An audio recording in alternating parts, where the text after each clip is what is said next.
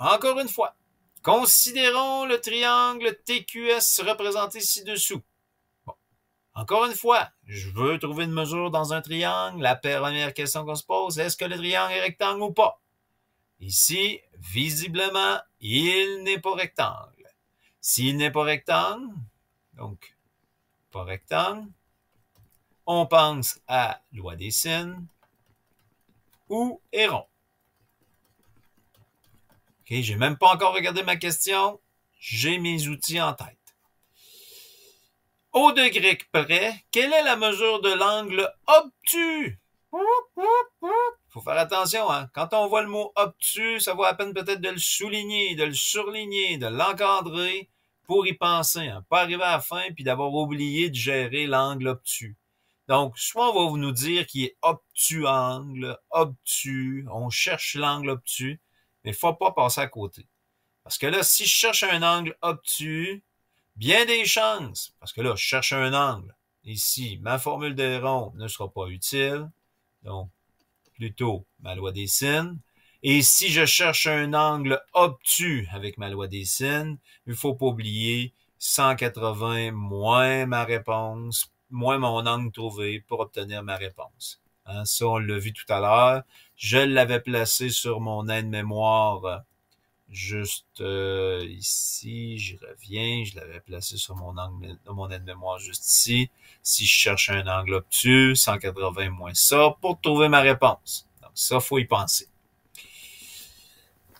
Alors, on va aller nous lancer encore une fois pour faire notre loi des sines. Et ici, ce qu'on va chercher, c'est pas la mesure d'un côté, mais c'est la mesure de l'angle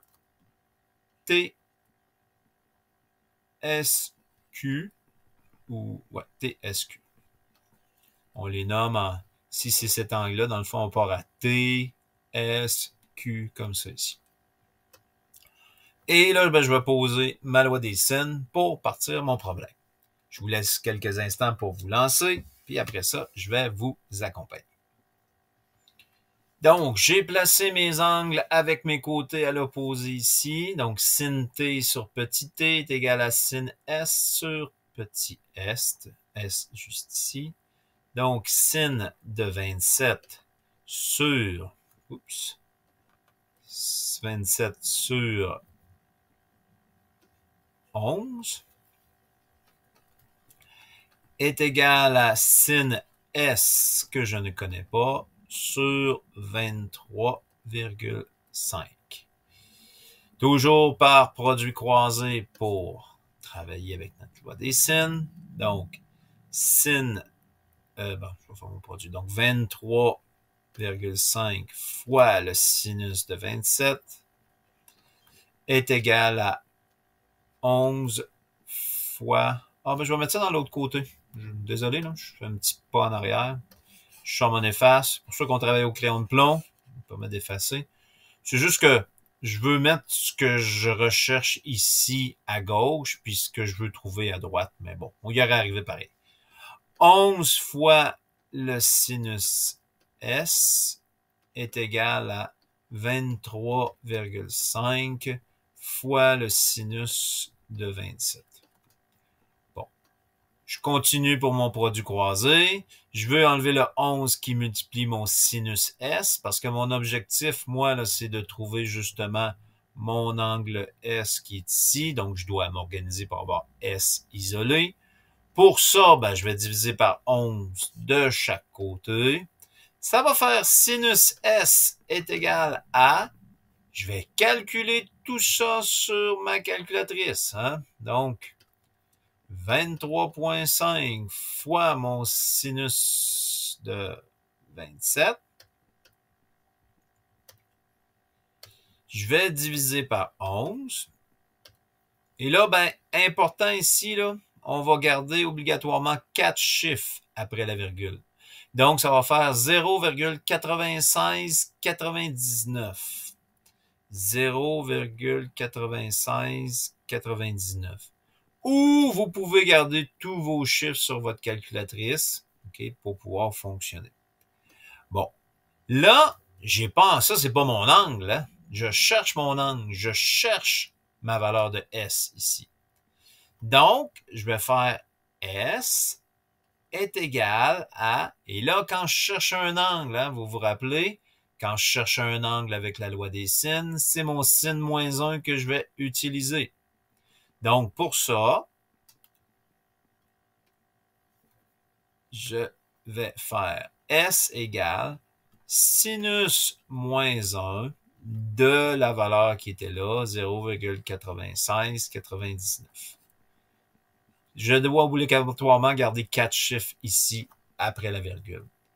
Donc, je fais deuxième fonction sinus moins 1. Et là, moi, pour ne pas avoir à repitonner ça, j'ai sur ma calculatrice la touche Answer, ANS. Il y en a qui l'ont sur leur calculatrice ici, le ANS. Pour l'accéder, je fais deuxième fonction Answer comme ça ici. Il y en a que c'est directement sur un bouton. Ce que ça fait ANS, ça ramène la dernière réponse que vous avez eue sur votre calculatrice. Donc, moi, ça m'évite de repitonner ça puis faire une erreur de pitonnage. Donc, sinus moins 1 de l'angle que j'ai là, et je fais égal. Et là, ça me donne 75,90. Bon. S égale 75,90. Et là, on se rappelle, hein, parce que là, on est tout content d'avoir avancé notre problème, mais moi, ce que je cherchais, c'est un angle obtus. Et là, ben, des fois, quand c'est un choix de réponse dans l'évaluation du ministère, on va faire exprès. Hein? On va mettre celle-là pour voir, avez-vous été attentif que c'est un angle obtus? Savez-vous que quand on cherche un angle obtus avec la loi des sines, on doit faire une étape supplémentaire pour trouver la mesure de l'angle? C'était la mesure de l'angle TSQ, qui est obtus. On va le mettre, le mot obtus, quelque part.